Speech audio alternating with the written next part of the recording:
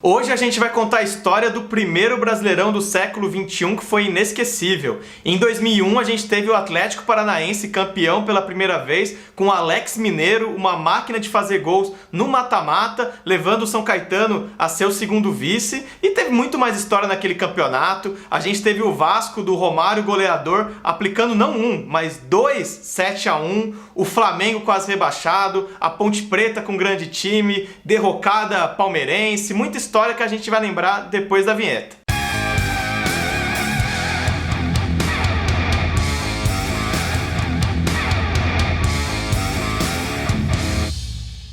Esse vídeo é patrocinado pelo aplicativo OneFootball. Acesse o link na descrição, baixe o aplicativo, diga lá qual é o seu time preferido e acesse as notícias, veja vídeos, veja o tempo real das partidas e várias outras funções especiais do aplicativo OneFootball. Esse Brasileirão foi disputado por 28 times que na primeira fase se enfrentaram em turno único, os classificavam os 8 melhores. Na segunda fase, nas quartas e na semifinal a gente tinha jogo único, que o time de melhor campanha tinha vantagem do mando de campo e do empate depois de prorrogação. E depois a final era em ida e volta com mando de campo e vantagem do duplo empate para o time de melhor campanha. Depois a gente explica por que aconteceu isso no regulamento de ter jogo único, depois 2 jogos, a gente explica mais pra frente. Em 2001, o Atlético Paranaense se sagrou campeão brasileiro pela primeira vez, e para explicar como o time chegou a esse momento, a gente vai começar contando de um momento difícil da história atleticana, mas depois disso a coisa só vai melhorar. Em 95, no Campeonato Paranaense, o Atlético tomou uma goleada de 5-1 para o rival Curitiba, num clássico que ficou conhecido como o Atletiba da Páscoa. Durante a Páscoa, muitas piadas com chocolate, um momento bem difícil que causou uma grande crise no time e levou à renúncia do então presidente Hussein Ziraik. E no lugar do Hussein Ziraik entrou o Mário Celso Petralha, que já era dirigente do time, fazia oposição, e ele então chegou com um projeto ambicioso que foi a chamada Revolução Atleticana. Desde então, a gente está gravando esse vídeo em 2019, o Petralha sempre esteve à frente da vida política do time, seja como presidente ou seja como um homem muito influente. As mudanças passaram pelo escudo, que em 95 era assim, em 96 ficou assim, e de 2018 para 2019 o escudo mudou de novo, mudou até o nome do time, que entrou um H ali no Atlético, né, remontando a tempos passados. Enfim, o Petralha não tem medo de mudar, de inovar, ele é bem controverso, ele teve envolvido, por exemplo, no escândalo Ivens Mendes, que a gente já comentou aqui, mas enfim, sem dúvida ele tornou o Atlético um time muito mais vencedor, mudou o patamar do time. A gente pode citar, já em 95 o Atlético foi campeão da Série B com o Coritiba como vice, e de lá pra cá, enquanto o Coritiba subiu e caiu várias vezes entre a Série A e a Série B, o Atlético só foi rebaixado uma vez, só disputou uma vez a Série B desde então se tornou um time com presença constante na Série A, e mais do que isso, um time forte internacionalmente. Disputou a sua primeira Libertadores em 2000, depois de ganhar a seletiva da Libertadores de 99, que a gente já contou a história aqui, mas depois disso chegou até a ser vice da Libertadores de 2005, foi campeão da Sul-Americana de 2018, conquistou agora a Copa do Brasil de 2019 e é um dos times mais estruturados do Brasil. Tem o CT do Caju, que é referência, e até o estádio, o antigo estádio da Baixada, que o Petralha pegou lá quando começou a Revolução Atleticana, hoje transformou na Arena da Baixada, um estádio super moderno. E esse Brasileirão de 2001 foi um momento fundamental para a mudança de patamar do Atlético Paranaense, mas ao contrário das outras conquistas do time ao longo desse tempo todo, esse título de 2001 não foi muito por causa de organização, de fazer diferente, muito pelo contrário. Naquela temporada de 2001, o Atlético Paranaense, contando o estadual vencido no primeiro semestre, teve 4 treinadores, o Carpegiani, o Flávio Lopes, o Mário Sérgio e por fim o Geninho, e tinha ali problemas internos. Por exemplo, o Alessandro, um dos jogadores da conquista, ele deu uma entrevista falando isso aqui. 10 anos depois do título, ele lembrou a montagem do elenco e falou como era a expectativa expectativas. Naquela época, o Atlético montou um time para ficar entre os 8, não para ser campeão. Só que as coisas foram acontecendo, começamos a perceber que dava para ser campeão. O grupo inflamou, acreditou, cada jogo era uma decisão e chegamos à final. E os técnicos não tinham vida fácil para domar o elenco. O saudoso Mário Sérgio, que comandou o time nas primeiras rodadas do Brasileirão de 2001, disse: ou o Atlético acaba com a noite, ou a noite acaba com o Atlético. Geninho, que foi campeão brasileiro com o time, também já chamou aquele elenco de bandido em entrevista para a Gazeta do Povo. Ele ainda tentou dar uma amenizada, disse: aquele Atlético foi o campeão com mais bandidos no bom sentido. O Geninho enfatizou bastante que aquele elenco dava trabalho, disse até que o Petralha quis mandar embora durante o campeonato alguns dos principais destaques do elenco, como o Nem, o Alex Mineiro e o Souza, só que o Geninho disse que ele bateu o pé. Aliás, essa versão dele é meio contestada pela diretoria do Atlético na época, mas enfim, parecia que tinha problemas internos, mas o time foi se acertando em campo e acabou que fez a segunda melhor campanha da primeira fase do Brasileiro, ficou só atrás do São Caetano e teve resultados muito surpreendentes, ganhou de 4-0 do Flamengo, 6-3 do Bahia, teve também um 5-1 contra a Ponte Preta, forte na época, fora de casa. Nas quartas de final, o Atlético recebeu o São Paulo na Arena da Baixada, ganhou por 2-1, com gols do Alex Mineiro e do Kleber Pereira, e esse jogo ficou marcado pelo duelo entre o volante Cocito e o Kaká, então meia promissor do São Paulo com 19 anos, jogaria a Copa do Mundo no ano seguinte. O Kaká saiu chorando depois de uma entrada do Cocito. Na semifinal, jogo único de novo, Atlético Paranaense e Fluminense na Arena da Baixada, foi um duelo particular do Alex Mineiro contra o Magno Alves. O Magno Alves fez 2 gols do Fluminense, mas o Alex Mineiro fez 3 gols pelo Atlético, o último aos 44 minutos do segundo tempo, que garantiu então o Furacão na sua primeira final de Brasileiro. A final colocaria frente a frente os 2 melhores times da primeira fase. O São Caetano tinha eliminado o Atlético Mineiro numa semifinal bem disputada, marcada por um verdadeiro dilúvio lá na Atlético Campanella, choveu muito. O São Caetano chegou à final, já não era mais o azulão, já tinham saído alguns jogadores do time que foi vice-campeão da João Avelange um ano antes. O Ademar, por exemplo, já estava no Stuttgart da Alemanha, mas o time tinha jogadores como Adãozinho, Esquerdinha, o Anailson, todos em grande fase, inclusive tinha até o veterano Miller, que era um reserva de luxo daquela equipe. O São Caetano vinha voando, de 29 jogos no campeonato até então tinha perdido só 4 e começou bem o confronto de ida da final na Arena da Baixada, chegou a estar vencendo por 2-1 aos 10 minutos do segundo tempo, mas depois disso o Alex Mineiro chamou responsabilidade, fez 3 gols no segundo tempo, o Atlético então venceu por 4-2 e naquela época então era 16 de dezembro, o Alex Mineiro já se antecipou e comemorou seus gols com um chapeuzinho de Papai Noel. Na volta, no Anacleto Campanella, o título não poderia vir de outra forma senão com o gol de Alex Mineiro.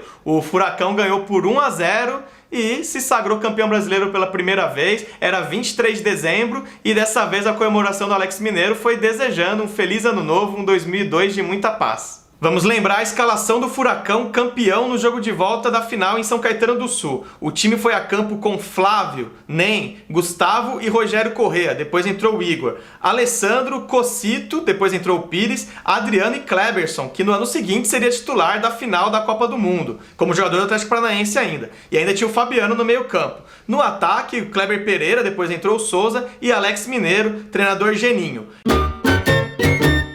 O craque daquele Brasileirão, sem dúvidas nenhuma, foi Alex Mineiro. Ele precisou só de 4 jogos para alcançar esse posto. 2001 foi o penúltimo ano de mata-mata na história do Brasileirão até aqui. E acho que dá para falar que foi o melhor desempenho de um jogador no mata-mata. O Alex Mineiro ele fez 1 gol nas quartas de final contra o São Paulo, 3 gols na semifinal contra o Fluminense e 4 gols nos 2 jogos da final contra o São Caetano. Quer dizer, foram 8 gols em 4 jogos, 2 hat-tricks. Sem isso, o Atlético Paranaense não seria campeão brasileiro. Até que ele também na primeira fase foi bem, fez 9 jogos nas outras 27 partidas do campeonato, mas foi essa reta final que ele foi monstruoso. Nunca se viu uma coisa assim, o fenômeno que ele foi nessa fase. Ele depois na carreira também jogou bem pelo Palmeiras uma época, teve uma passagem boa pelo futebol japonês, voltou pro Atlético Paranaense outras vezes, mas são esses 4 jogos no final de 2001 que fizeram do Alex Mineiro um ídolo eterno. Romário já tinha 35 anos em 2001, mas estava muito longe de se aposentar, muito longe de estar em decadência. Ele já tinha sido o artilheiro da Copa João Avelange de 2000, jogando pelo Vasco um ano antes. Em 2001 foi artilheiro de novo com 21 gols. E ele ainda seria artilheiro de novo em 2005, já com quase 40 anos. E tinha muito atacante bom naquele campeonato, ali atrás do Romário na artilharia. Na segunda colocação na tabela de artilheiros ficou o Washington pela Ponte Preta com 18 gols. Na terceira colocação vieram Alex Mineiros do Furacão com 17 gols e seu colega de ataque Kleber Pereira com 17 gols também. E ainda tivemos Marques do Atlético Mineiro com 16 gols, Ricardo Oliveira da Portuguesa com 14 gols e com 13 gols, França do São Paulo e Magrão do São Caetano, que é o atacante. Não confundir com o volante que voltou ao azulão no ano seguinte, mas estava no Palmeiras em 2001. Muito goleador em um campeonato só. Na primeira fase do Brasileirão a gente teve vários jogos cheios de gols, dá pra citar 2 4x4, por exemplo, Inter, Atlético Paranaense, América Mineiro e Corinthians, 2 6x3, 6x3 do Atlético Paranaense no Bahia, também um fora de casa do São Caetano na Ponte Preta, mas afinal foi o penúltimo ano do mata-mata e vamos homenagear o mata-mata, e o regulamento daquele ano podia até ser injusto, mas era muito emocionante, que a gente tinha o mata-mata em jogo único indo pra prorrogação. Teve só 2 casos de jogos que foram de fato pra prorrogação. Um deles foi do líder São Caetano contra o 8º colocado Bahia. O São Caetano sofreu para passar pelo Bahia, foi 0x0 no tempo normal, 0x0 na prorrogação depois, Bahia da revelação Daniel Alves, mas São Caetano conseguiu avançar. Num outro jogo das quartas de final que terminou empatado, foi mais difícil ainda a missão do Fluminense contra a Ponte Preta no Maracanã. A Ponte Preta, àquela altura, nunca tinha vencido um jogo no Maracanã em sua história. A Ponte Preta só foi vencer o primeiro jogo no Maracanã em 2013 contra o Botafogo. Mas, em 2001, faltou muito pouco. O Fluminense, então, que tinha a melhor campanha, saiu na frente naquele duelo com o Caio Ribeiro no começo do jogo, mas a Ponte Preta pressionou bastante e a 10 minutos do fim chegou ao empate com o Humberto. O jogo terminou 1x1 no tempo normal e ainda tinha muita emoção reservada para a prorrogação. O Fluminense saiu na frente na prorrogação com o gol do Magno Alves, mas a Ponte Preta empatou com o Macedo logo depois, seguiu viva a macaca, mais um gol que fizesse e avançaria para as semifinais, mas aí se lançou ao ataque e acabou sofrendo o segundo gol do Fluminense, né? Terceiro no caso, segunda prorrogação, de novo com o Magno Alves. Foi então 1x1 no tempo normal, 2x1 Fluminense na prorrogação e o Flu, 2 anos depois de disputar a Série C de 99, foi para a semifinal do Brasileirão 2001. Depois da Copa João Avelange de 2000, campeonato organizado pelo Clube dos 13, quando a CBF reassumiu o controle para organizar o Brasileirão, era impossível evitar confusões. Como definir os participantes da edição seguinte, se a gente teve aquele festival de viradas de mesa em 2000, mudou todas as divisões do brasileiro, beneficiou vários times, o que fazer? Bom, a CBF começou falando que ia manter as viradas de mesa da primeira divisão. Manteve os 25 times que jogaram o módulo azul equivalente à primeira divisão na João Avelange, foram mantidos para a primeira divisão do Brasileirão 2001. E aí foram beneficiados Fluminense, Bahia, América Mineiro, times que pegaram o elevador lá, subiram de divisão na João Avelange. Mas além disso tinha outros casos. A gente tinha, por exemplo, o Botafogo de Ribeirão Preto e o Paraná Clube, que foram rebaixados na Série A de 99, mas não foram beneficiados com viradas de mesa em 2000. E como fazer? Eles podiam entrar na justiça, querer disputar o Brasileirão 2001, que era organizado pela CBF de novo. Para evitar confusão, a CBF convidou os 2 times para jogar a Série A em 2001. Só que vale explicar, o Botafogo de Ribeirão Preto sim foi beneficiado com uma virada de mesa, né? Tinha sido rebaixado em 99, mas o Paraná Clube não. O Paraná ele foi rebaixado em 99, não teve virada de mesa em 2000, só que ele venceu o equivalente à segunda divisão da João Avelange, né, em 2000. Então, na prática, ele tinha mérito esportivo para estar na Série A em 2001. Bom, para terminar a confusão, a gente já tinha então 27 times, ainda tinha o São Caetano, que foi o vice-campeão da Série B, né, da João Avelange de 2000, e também foi o vice-campeão da João Avelange, encantou o país, tava ali, mostrou que era um time muito forte, então a CBF também convidou o São Caetano para jogar a Série A de 2001, totalizando então 28 times. Teve ainda o Remo, né, que foi o terceiro colocado da Série B de 2000, o Malutron, vários times tentaram entrar nesse campeonato, não entraram, ficou com 28 times, um campeonato gigantesco que só foi decidido o número de participantes bem às vésperas da competição começar, e ainda teria mais confusão, porque o regulamento original seria então 28 times na primeira fase e passariam só 4, que aí fariam o mata-mata ida e volta na semifinal e de volta na final. Só que faltava data no calendário para fazer um campeonato maior que isso, né? Só que os times acharam que, nossa, a gente tem 28 times, vão classificar só 4. Vai ter muito time brigando por nada no final do campeonato, isso vai ser muito ruim esportivamente. Então a CBF mudou de novo o regulamento e decidiu que se classificariam 8 times para a fase final, mas como faltava a data no calendário para o campeonato não invadir 2002, então a CBF fez o seguinte: as quartas de final e as semifinais seriam disputadas em jogos únicos e só a final que seria ida e volta, por isso que a gente teve esse regulamento peculiar em 2001.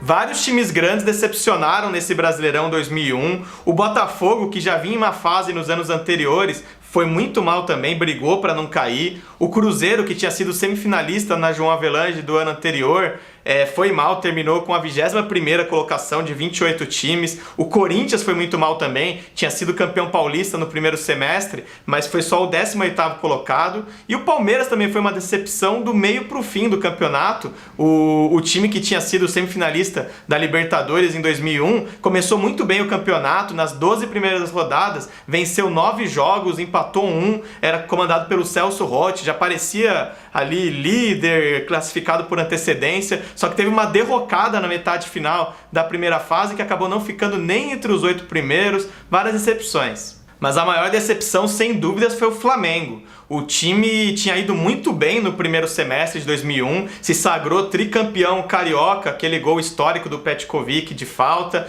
Depois ganhou a Copa dos Campeões na metade do ano, também com gol de falta do Petkovic na final contra o São Paulo. Garantiu já vaga na Libertadores de 2002. Então tudo bem, o Flamengo meio que tirou o pé no Brasileirão 2001, a gente pode considerar isso. Mas não precisava tirar tanto o pé. O time brigou contra o rebaixamento até a última rodada, só se salvou com uma vitória por 2-0 contra o Palmeiras em Juiz de Fora. Na última rodada foram gols do zagueiro Juan e do atacante Roma. Foi um jogo que tá tudo dando errado pro Flamengo, tanto que até o goleiro Júlio César se contundiu naquele dia, teve que entrar o Klemer no lugar dele. Enfim, o Flamengo conseguiu safar com essa vitória na última rodada, mas ficou só na 24ª colocação, a primeira fora da zona de rebaixamento. Foi uma das vezes que o Fla esteve mais ameaçado de cair. Naquele ano era uma confusão tão grande o Flamengo dentro e fora de campo, que foi na época que o Vampeta deu aquela célebre declaração, né? Que eles fingem que pagam e eu finjo que jogo. O Flamengo não pagava seus jogadores e dentro de campo a coisa ia muito mal.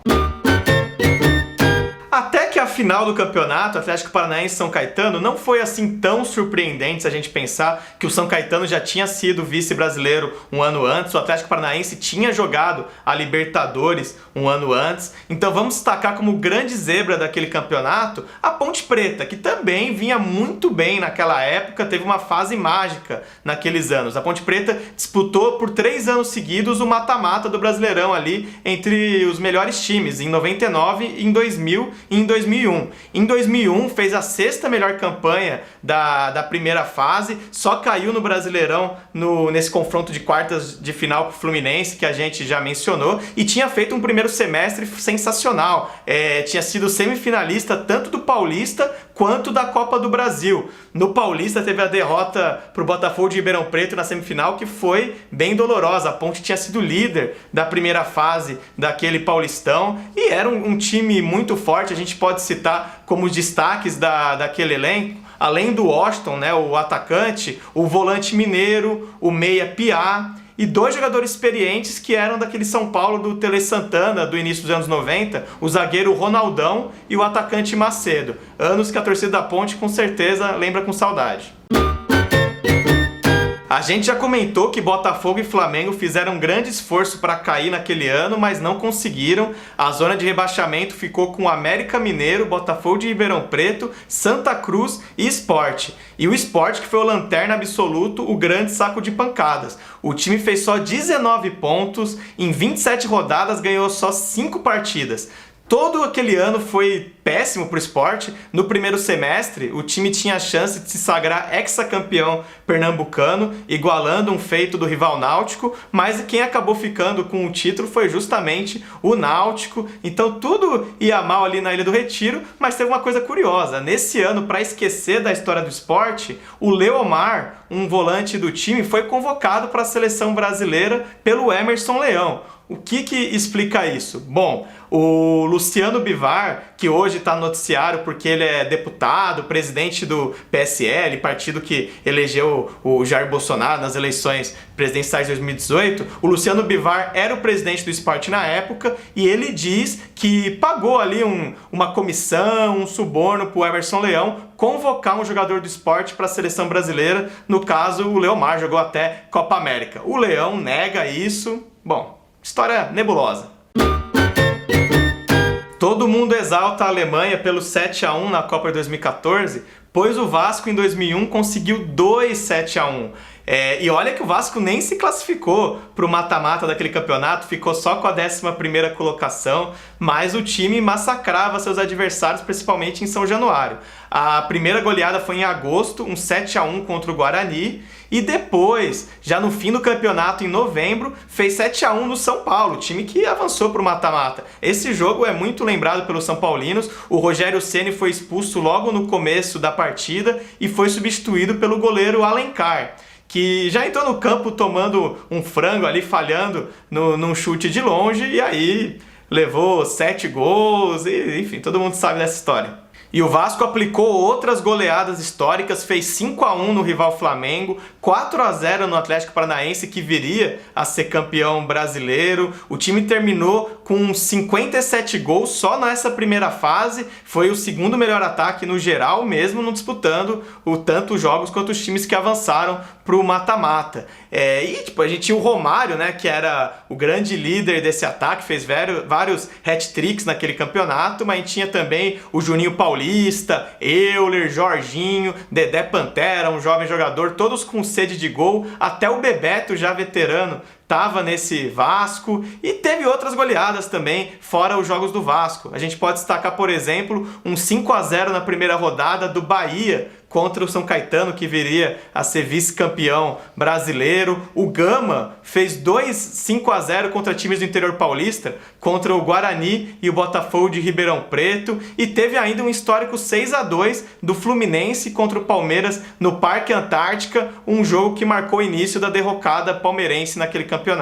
É isso aí, gente, foi um campeonato muito legal, mais legal ainda para a torcida do Atlético Paranaense, sem dúvidas. Então você, torcedor do Furacão, que viveu essa época ou que vê aí a história, lê hoje em dia sobre aquele campeonato, fala o que você pensa sobre aquele torneio, sobre o Alex Mineiro, quanto que ele é ídolo do Furacão e outras torcidas também. Vamos comentar esses 7-1 do Vasco, aquela campanha do Flamengo, tudo mais que esse campeonato envolveu. Fala pra gente nos comentários aí alguma história que passou de repente e fala pra gente qual o próximo Brasileirão que você quer que a gente conte a história aqui. Até a próxima!